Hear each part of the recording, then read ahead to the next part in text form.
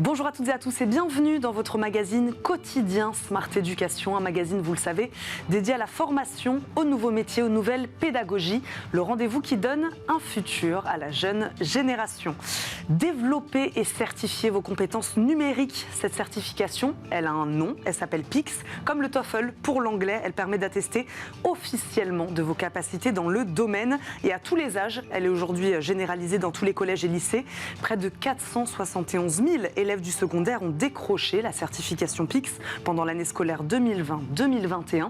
Mais pour les étudiants ou les salariés, elle peut être intéressante aussi. Ça peut être intéressant de l'ajouter à son CV. On en parle aujourd'hui avec Benjamin Marteau, directeur de PICS. Bonjour. Bonjour. Bienvenue sur notre plateau, sur le plateau de Smart Éducation. Merci beaucoup d'être avec nous. Depuis combien de temps cette certification PICS existe-t-elle ? Depuis 5 ans. Depuis 5 ans, d'accord. Elle a été créée en 2017. D'accord. Pourquoi l'apprentissage du numérique est-il aussi important ? Vous allez nous le dire. Aussi important, je le disais, peut-être déjà dès le plus jeune âge. Alors, au démarrage de PICS, il y a une conviction et un constat qui était partagé entre des acteurs du monde de l'éducation et du monde de l'économie, qui est que on a la transformation digitale des sociétés, des économies, et que dans ce chemin, si on ne s'occupe pas des compétences numériques, on aura beaucoup trop de gens qui resteront au bord, justement, du chemin. Et qu'il y avait un rôle, il y avait besoin d'une grande mobilisation nationale autour de ces compétences numériques. C'est un premier constat. Le deuxième, c'est qu'il touche tous les âges de la vie et tous les secteurs professionnels. Quand on parle de compétences numériques, souvent les gens pensent... métier de la tech Exactement, métier de la tech. Mais déjà, dans le métier de journaliste, dans le métier à nous, dans l'ensemble des métiers, on a des parts numérisées. On a besoin d'avoir des contacts numériques et des tâches professionnelles numériques. Et c'est déjà sur ces missions-là que l'on s'est concentré avec l'idée de faire un service public qui est accessible à tous à partir du collège, à partir de la 5e. On va peut-être aller un petit peu plus tôt bientôt dans des projets qui seront annoncés prochainement, jusqu'au grand âge, parce que tout le monde a besoin des compétences numériques et si on ne s'en occupe pas, la fracture numérique, elle va être démultipliée. Mais donc c'est pour ça qu'elle est devenue obligatoire, cette certification. Est-ce qu'elle a été au moment de sa création ou est-ce que ça c'est venu après ? Alors, au moment de la création, il y avait une ambition, celui d'être utile à tout un ensemble de publics différents et une conviction que les compétences numériques, elles sont d'abord transverses. Donc, quand on est un étudiant, quand on est dans le monde professionnel, en réalité, on a tous besoin de la visio de la même manière. Vous voyez ce que je veux dire ? À partir de là, il y avait cette idée-là, mais c'était pas obligatoire. Parce qu'on a commencé pas à pas dans le cadre, je pense que vous en parlez souvent dans vos émissions, de méthodologie agile de développement. On n'est pas arrivé comme ça avec une grande idée, on l'impose à tout le monde. On a commencé à le faire pas à pas en travaillant avec les profs, avec les enseignants, mais aussi avec les élèves. Je pense que c'est l'une des premières fois qu'un examen national imposé à tous a été travaillé avec ceux qui sont les candidats. Et en faisant en sorte de travailler au fait que les candidats apprécient ce test. Évidemment, quand on l'impose, ce n'est pas toujours apprécié universellement. Néanmoins, c'est très important pour nous que le feeling des candidats il soit positif et qu'ils comprennent en quoi est utile la certification PICS. Mais, dès le début, on a travaillé avec l'Éducation nationale et on a travaillé avec le monde professionnel. Donc il y avait cette ambition de délivrer un enseignement, un apprentissage du numérique, de ces compétences du numérique, et de l'attester par un diplôme. Ça aussi, c'est important ? En fait, en France, mais de manière plus générale... Pour avoir, sur le papier... Si on n'a pas, à la fin, un certificat ou une attestation, quelque chose qui donne des lettres noblesse aux compétences numériques, eh bien, on pense que l'effort de formation ne sera pas le même. Et donc, ce que l'on a essayé de faire avec PICS, c'est aussi une innovation de ce point de vue-là, c'est de faire une certification, mais qui n'est pas qu'une certification. C'est aussi un diagnostic préalable qui vous dit où vous en êtes, qui dit à un enseignant ou à un formateur ou à des RH où vous en êtes, pour pouvoir mieux vous accompagner derrière et essayer de vous faire progresser. C'est vraiment un PICS, c'est un triptyque de l'évaluation diagnostique pour mieux vous former, une part de développement de compétences et ensuite une certification pour valoriser vos compétences, que vous soyez dans un parcours scolaire, étudiant ou dans l'emploi. On a aujourd'hui un peu plus de 500 000 demandeurs d'emploi, par exemple, qui passent du PICS. Voilà. Oui, puisque tout le monde n'a pas le même niveau. Je reviens sur ce que vous disiez, sur cette partie diagnostic. Les élèves en 3e, ils n'ont pas tous le même niveau, ils n'ont pas tous les mêmes compétences numériques. Il y en a qui ont des ordinateurs à la maison, d'autres non. Voilà. Et ça, c'est pas un problème ? Alors l'important déjà, c'est de le savoir. C'est de le mesurer. Parce qu'on ne peut pas penser une politique publique ou on ne peut pas penser une politique de formation en entreprise si on ne mesure pas le diagnostic et on ne mesure pas où en sont les uns et les autres. Et c'est à partir de ces diagnostics qu'on peut commencer à concevoir des choses. Alors dans PICS, on embarque, mais ensuite, il y a évidemment des stratégies qui peuvent être celles de l'éducation nationale, celles de l'enseignement supérieur ou celles propres à une entreprise pour essayer de faire monter tout le monde en compétences. Mais donc comment on s'adapte à ces différents niveaux? Alors ce qui est intéressant dans l'expérience que l'on a eue, c'est que les compétences numériques sont transverses. Donc on parle en gros de la même cartographie de compétences. Mais si on parle à des cinquièmes, ou si on parle à des personnes âgées, ou si on parle à une personne qui est collaborateur chez Eiffage, par exemple, avec qui on travaille aussi, on n'a pas forcément les mêmes profils de compétences. Et ce que l'on a fait, c'est un algorithme de test qui s'adapte au niveau des uns et des autres pour pouvoir mesurer votre niveau de manière adaptée, mais également pour ne pas vous décourager. Parce que si on vous donne une évaluation, et c'est trop souvent le problème de l'évaluation qui est sanctionnante, résultat, on va couper votre élan pour la formation. Ce que l'on essaye de faire avec PIX, c'est un test, mais qui vous amène à avoir envie de formation, à avoir envie de développer vos compétences en dehors même du fait qu'on va vous donner des éléments pour progresser et qu'on va donner des données, de la data aux enseignants ou aux formateurs ou aux RH pour vous accompagner derrière. Et cette évaluation, c'est la même pour tous à la fin? C'est le même, une sorte de banque géante de tests et d'épreuves.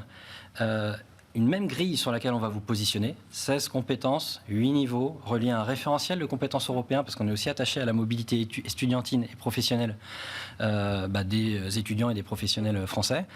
Et à partir de là, vous allez être positionné sur cette même grille, mais vous n'allez pas avoir la même expérience de test. On essaye de faire en sorte, et je pense dans les Smart Education, pour reprendre le nom de l'émission, pour nous, c'est de s'adapter à chacun et de faire en sorte que, quel que soit votre niveau, si vous le passez, si je le passe, vous allez avoir à peu près 2 épreuves sur 3, de questions sur 3 que vous allez réussir. Parce qu'on essaye de faire en sorte que vous réussissiez ça. À la fin, par contre, on n'aura pas le même score. Voilà. Et l'important, c'est de conjuguer à la fois de la bienveillance, à la fois être utile aux apprentissages et une valeur de signal que doit avoir la certification à la fin sur un CV pour un employeur ou parce qu'on veut progresser. On la travaille quand? On la révise quand, cette certification? Quand on est élève, par exemple, du secondaire? Alors, quand vous êtes élève du secondaire, il y a plusieurs manières de faire. C'est aussi une des marques de fabrique de PIX que de permettre une certaine latitude. Ce qui se passe, c'est que vous avez, dans l'enseignement scolaire, donc dans les collèges et lycées aujourd'hui, un parcours de rentrée à faire, en gros, jusqu'aux vacances d'automne. Il y a des heures dédiées à cette certification PIX? Il n'y a pas des heures dédiées. Par contre, chaque établissement scolaire organise selon la manière qu'il le souhaite. Mais on n'a pas une discipline PIX.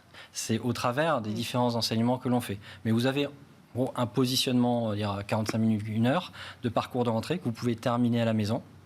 Et ensuite, tout au long de l'année, vous pouvez avoir soit d'autres parcours PIX, soit des contenus qui sont délivrés via PIX, soit au travers des enseignements, des activités de montée en compétences numériques qui sont organisées par les enseignants au travers de leur discipline, en fonction des résultats qu'on aura mesurés sur la plateforme. De telle manière à vous amener en 3e, ou en terminale, ou en 2e année de classe prépa, en 2e année de BTS, jusqu'à la certification. Mais ce type de mécanisme-là, on essaye de le penser. Là, je parlais de la formation initiale, mais il existe aussi en formation continue et dans les entreprises. C'est ça qui est intéressant. On a vraiment essayé de concevoir quelque chose qui est pour les deux mondes.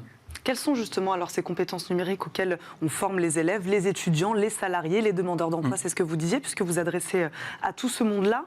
Est-ce qu'on est sur des bases? On est sur les bases du numérique? Alors, un des enseignements, déjà, c'est que les bases du numérique, selon à qui on s'adresse, ne sont pas tout à fait les mêmes. Oui. Parce que les bases du numérique pour rechercher un emploi, ce n'est pas tout à fait les mêmes que les bases du numérique quand on est étudiant ou les bases du numérique quand on est dans une entreprise type Chevron, avec lequel, par exemple, on est partenaire. L'important, c'est de voir cette dimension-là. Et ce que l'on a dans PIX, pour vous donner un exemple, on a des questions de recherche d'informations. Sans la recherche d'informations, c'est une compétence. Comment aller chercher de l'information sur Internet? Voilà, comment aller chercher de l'information? Quelle information? Distinguer entre des sources sur la nature. D'ailleurs, ça met en cause aussi un certain nombre de choses en lien avec le journalisme et la presse, savoir quelles sont les références ou non.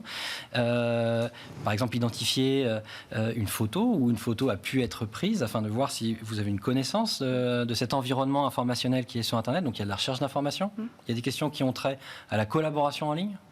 C'est très demandé, ça, par exemple, dans les entreprises.